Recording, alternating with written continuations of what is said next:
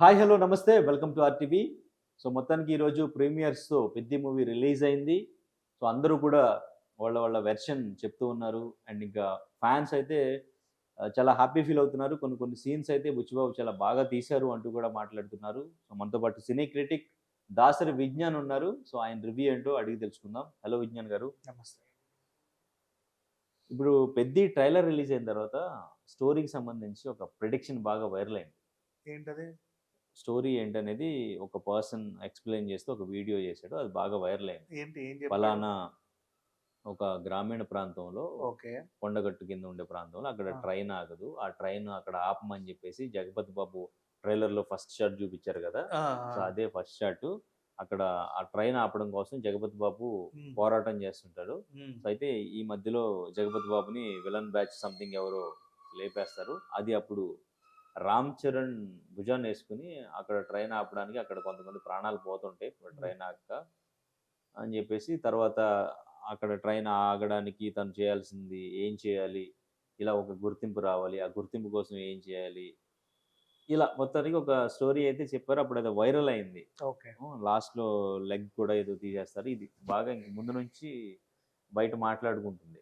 ఈ ప్రొడక్షన్ ఏమన్నా కరెక్ట్ అయిందా? ఎలా ఉంది? ఇప్పుడు నువ్వు చెప్పిన ప్రకారంగా సినిమా తీయాలంటే సినిమా తీయాల్సిన అవసరం లేదు. ఒక డాక్యుమెంటరీ తీస్తే సరిపోతది. ఎందుకంటే ఓకే. సింపుల్‌గా చెప్పాలి అంటే మన స జీ తెలుగు సరిగమప ప్రోగ్రామ్‌లో హ్మ్. ఒక అమ్మాయి పార్వతి అనే అమ్మాయి పాపం వాళ్ళ ఊరికి బస్ ఏయించడానికని చెప్పేసి ఆ సింగింగ్ కాంపిటీషన్‌లో అడిగితే స్మిత గారు లైవ్‌లో పేర్ని నాని గారికి కాల్ చేసి ఆ ఊరికి బస్ ఏయించారు. హ్మ్. ఆ ఆడపిల్లలు హ్మ్. ఇబ్బంది హ్మ్. పడకుండా. సో, ఇంచుమించు అలాంటిదే ఒక స్టోరీ. అక్కడ బస్సు, ఇక్కడ ట్రైను అంతే. ఓకే. అంతేగా? హ్మ్. దాంట్లో ఇంక దీని మీద సినిమా తీయడానికి ఏముంది హ్మ్. విచిత్రం? సో, అయితే ప్రొడక్షన్ కరెక్ట్ కాదు. ప్రిడిక్షన్ కరెక్ట్ అవునా? కాదా? అని చెబితే నువ్వు యాక్చువల్‌గా చెప్పాలి అంటే, ఈరోజు నేను చూసిన సినిమాకి అసలు ఈ ఎపిసోడే అవసరం లేదు first of all. Okay. Complete అసలు నువ్వు చెప్పిన 'జగపతి బాబు' గారి క్యారెక్టరే అవసరం లేదు ఈ సినిమాకి. హ్మ్. ఆయనకు అంత మేకోవర్ కూడా అవసరమే లేదు. అసలు ఆ క్యారెక్టరే జీరో. సింపుల్‌గా చెప్పాలి అంటే మీ ఊరికో గుర్తింపు కావాలి ఫస్ట్ ఆఫ్ ఆల్. హ్మ్. గుర్తింపు ఉంటే కదా తర్వాత ట్రైనో, బస్సో, హెలికాప్టరో, హెలీప్యాడో, ఎయిర్‌పోర్టో వస్తది. తర్వాత సంగతి. ఓకే. ముందు గుర్తింపు కావాలా? గుర్తింపు కావాలంటే ఊరికో పేరు లేదు. అసలది ఊరే గాదు. వాళ్ళెవరికీ ఓటర్ ఐడీ లేవు. ఏమీ లేవు. హ్మ్. అటునుంచి ఇట్లా ఎమ్మెల్యే ఎళ్తాడు ఏదో. హ్మ్. ఎమ్మెల్యే గారు వాళ్ళకేదో కావాలంటాడు. నాకు ఓటే లేదు సార్ వాళ్ళంతా వేస్ట్ గాళ్ళు అనగానే, అవునా వేస్ట్ గాళ్ళు ఎళ్ళిపోండి. యూ డోంట్ టచ్ మీ అని చెప్పి ఎళ్ళిపోతాడు. సింపుల్ చెప్పాలంటే ఈ సినిమా మొదటి 10 నిమిషాల్లోనే అయిపోవాల్సిన సినిమా 3 గంటలు అనవసరం. హ్మ్. 1800 మందికి ఓటు హక్కు లేదు అంటే ఎంత ఎదవైనా ఏ ఎమ్మెల్యే అయినా వాళ్ళందరికీ ఓటర్ కార్డులు ఇచ్చి ఆళ్ళకో గుర్తింపు ఇచ్చి కలుపుకోవడానికి ట్రై చేస్తారే తప్పితే, నాకు తెలిసినంత వరకు రాజకీయాల్లో ఏ దేశంలోనూ ఇంకేదైనా గ్రహం ఉంటే ఇంకో గ్రహంలో జీవాలు ఉన్నా అక్కడ కూడా ఇలాంటి వింత జరగదు. ఇదొక అద్భుతమైన వింత ఈ సినిమాలోనే జరిగింది. హ్మ్. ఇంకా చెప్పాలంటే 1800 మందికి ఓటు హక్కు లేదంటే, స్టార్టింగ్ 10 నిమిషాల్లోనే ఎమ్మెల్యే వచ్చాడు. What is this? What happening అనంగానే వీళ్ళకి ఓటు హక్కు లేదంటే you stupid fellows get lost అని ఎళ్ళిపోడు అట్లా అంత సింపుల్‌గా. వాళ్ళందరికీ ఓటు హక్కు ఇచ్చి కలుపుకుంటాడు. అప్పుడే ఊరికి గుర్తింపు వస్తది. ఊరి పేరు వస్తది. తర్వాత అలా అదృష్టం బావుంటే ట్రైనో, బస్సో, హెలికాప్టరో లేకపోతే ఇంకేమన్నా షిప్‌లో ఆగుతాయి అక్కడ. హ్మ్. ఫ్లయింగ్ సాసర్‌లో వస్తాయి. అంత అవసరం లేదు. ఇంకా ఓకే. చెప్పాలి అంటే. హ్మ్. So, baseless story. Useless story. అనవసరమైన స్టోరీ ఇంకా చెప్పాలి అంటే. క్యారెక్టర్స్‌కి నువ్వు అంత మేకోవర్ చేసావు గానీ ఏం అవసరంలా. చిత్రం శ్రీను పాపం ఎన్ని రోజులకో ఏదో మంచి క్యారెక్టర్ పడిందేమో అనుకుని ఇంత జుట్టేసుకొని ఆయనకేదో మేకోవర్ చేశారు. ఆయన ఎందుకున్నాడో ఆయనకు కూడా తెలీదు పాపం. అట్లాంటి క్యారెక్టర్‌లు బోలెడు. బోలెడు. హ్మ్. అండ్ నిజంగా ఇప్పుడు ఓపెన్‌గా చెప్తున్నా. సిగ్గు, శరం ఉన్న ఏ డైరెక్టర్ అయినా సరే కథకి కథానాయకుడు ఎంత ఇంపార్టెంటో కథానాయిక కూడా అంతే ఇంపార్టెంట్. ఆ! ఎన్నో సినిమాలను జూసి, ఎంతో పెద్ద పెద్ద డైరెక్టర్‌లను జూసి కథానాయకని ఎలా చూపియాలో నేర్చుకుంటారు గదా! ఈ సినిమాలో హీరోయిన్‌ని పాపం ఆ పిల్లని ఎలా కన్విన్స్ చేశారంటే, మీ అమ్మ ఒకప్పుడు మీ అమ్మ ఆయన కాంబినేషన్ ఇప్పుడు తర్వాత మీరే, నెక్స్ట్ తరం మీరే మీ అమ్మ అంటే మాకు అభిమానంగానే పాపం పిచ్చిది నిజమేనని అనుకోని చేసేసింది. ఎంతసేపు హీరోయిన్ కనీసం మొహం గూడా చూపియవే. ఆమె అందాలు చూపియడం, సరిగ్గా బట్టలేయకపోవడం, ఎంతసేపు నడుము, బొడ్డు అది ఇది అసలు హీరోయిన్‌ని ఎందుకు ఎంచుకున్నావు సినిమాలో? కథలో నీకు ఇంపార్టెన్స్ లేనప్పుడు కథానాయిక ఎందుకోయ్? నీ కథలో ఇంపార్టెన్సే లేదు అసలు ఆ పిల్లకి. హ్మ్. ఎక్కడ ఏ కోసాన ఇంపార్టెన్స్ లేదు ఆ అమ్మాయికి పాపం. ఓకే. సరే ఎంచుకున్నావు, అంత పెద్ద అమ్మాయిని తీసుకొచ్చావు, నువ్వు టీజర్లో ట్రైలర్లో చూపించినంత ఏమీ లేదు. ఆ ఉక్కిరి బిక్కిరి ఎందుకు అయ్యాడో తెలియదు ఆమెను చూసి. ఇంకా చెప్పి ఆమెకి ఇంపార్టెన్సే లేదు నువ్వు అంత ఉక్కిరి బిక్కిరి అవ్వడానికి. అండ్ మ్యూజిక్ ఏందో నువ్వు అంటే మ్యూజిక్ ఎప్పుడు నేను మ్యూజిక్ డైరెక్టర్ని అన్ను. డైరెక్టర్కి ఒక టేస్ట్ పాడు అనేది ఉంటే నువ్వు ఎలా చేయించుకుంటే ఆయన అలా ఇస్తాడు అంతే.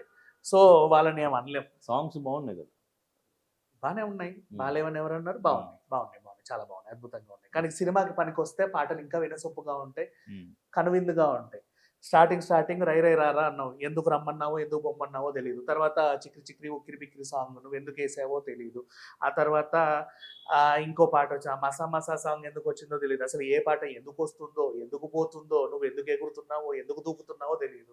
స్ప్రింగులు మాత్రం ఊపుతున్నావు, కొరియోగ్రఫీ మాత్రం ఏదో చాలా కష్టపడి చేసావు. టెక్నీషియన్ చూస్తే జాలేస్తుంది నిజంగా చెప్పాలంటే. సినిమాకి పనిచేసిన వాళ్ళందరూ కూడా ఆర్ట్ డిపార్ట్మెంట్ దగ్గర నుంచి బ్యాక్గ్రౌండ్ టెక్నీషియన్స్ అందరూ కూడా ఏదో ఇన్నేళ్ళు కష్టపడి ఏదో కళాఖండాన్ని చెక్కారు, కానీ లాస్ట్కి ఏమీ లేకుండా తయారైంది.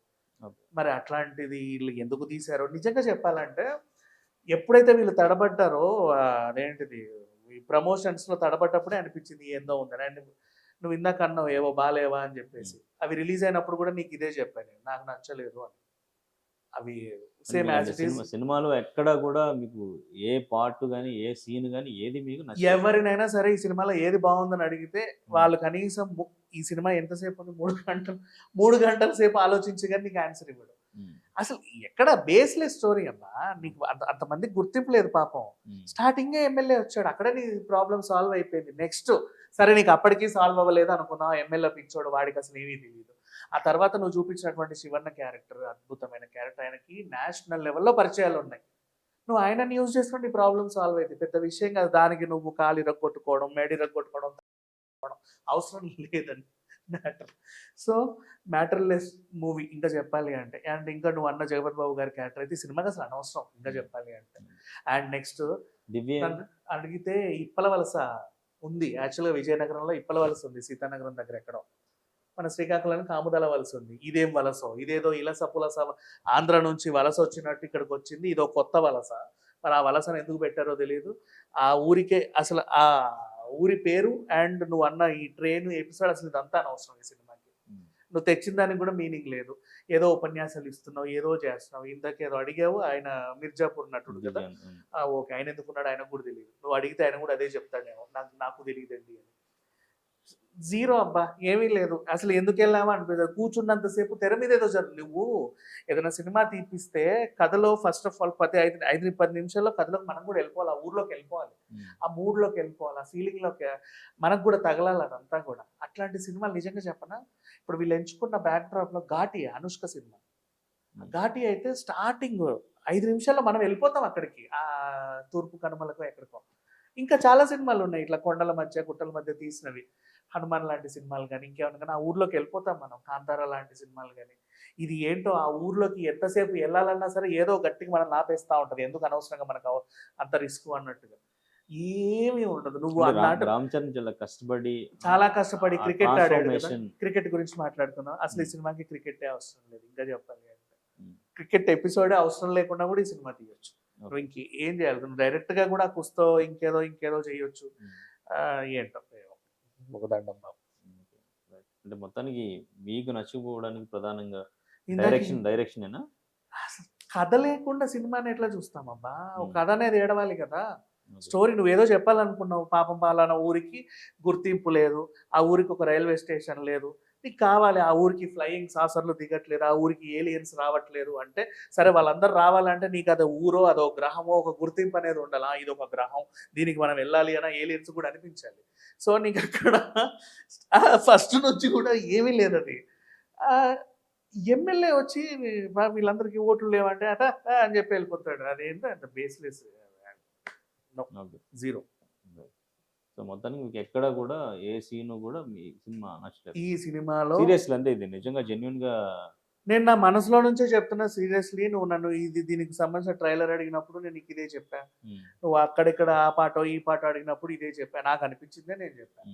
అండ్ ఇప్పుడు నేను చూసి కూడా అదే చెప్తున్నా. ఇంకేంటి, నేను చూసిన థియేటర్ సెన్సేషన్ ముక్తా. ముందు మీరే చెప్పారు పెద్ద డెఫినెట్ ఒక మంచి సూపర్ హిట్ మూవీ అవుతుంది. నేను ఎప్పుడు చెప్పలేదే. అసలు పెద్ద కంటెంట్ బయటకు రాకముందు పెద్ద మీరు కంటెంట్ బయటికి before రాకముందు ఐ డెంట్ సే కొన్ని నో సినిమాలు నో నో విశ్వంబర జస్ట్ గాని రివైజ్ హరిహర వీరమల్లి గాని ఈ రివైజ్ సినిమాలు పెద్దగా ఆడకపోవచ్చు, ఆడాలని మనస్ఫూర్తి కోరుకున్నానే పెద్ద తప్ప మాత్రం ఒక మంచి హిట్ అవుతుంది అని నెవర్ చెప్పేసి.